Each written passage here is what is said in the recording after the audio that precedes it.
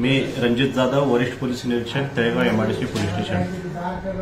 काल दिनांक 26/11/2024 चे रात्री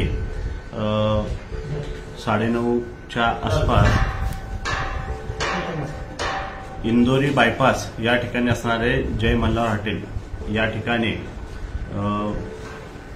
यातील मयत प्रसाद अशोक पवार व त्याचा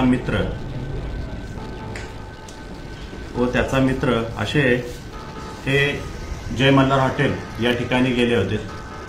त्या ठिकाणी त्यांचे हॉटेलच्या वेटरसोबत थोडीशी भांडण झाले होते आणि सदर भांडणाच्या कारणावरून वेटरनं हॉटेलचा जो मालक आहे त्या मालकाला माहिती दिली की ही दोघं आलेले आहेत आणि हे भांडण करतात। यातील हॉटेल मालक तसेच मयत प्रसाद उर्फ किरण अशोक पवार व जखमी अभिषेक अशोक येवले हे एकमेकाचे मित्रच आहेत।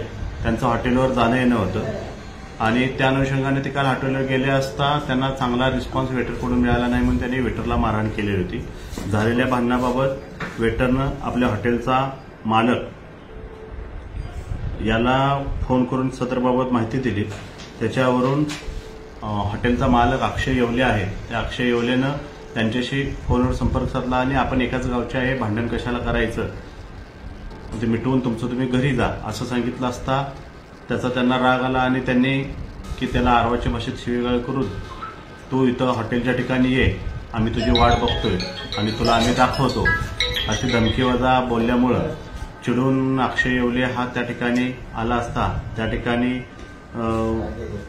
यातील मयत प्रसाद उर्फ किरण पवार तसेच अभिषेक येवले यांनी आपल्या गाडीतील कोयता घेऊन अक्षयवर हल्ला करण्याचा प्रयत्न केला। सदरवेळी अक्षय येवलेनं तोच कोयता घेऊन त्यांच्यावर हल्ला केलेला आणि त्याच्यामध्ये प्रसाद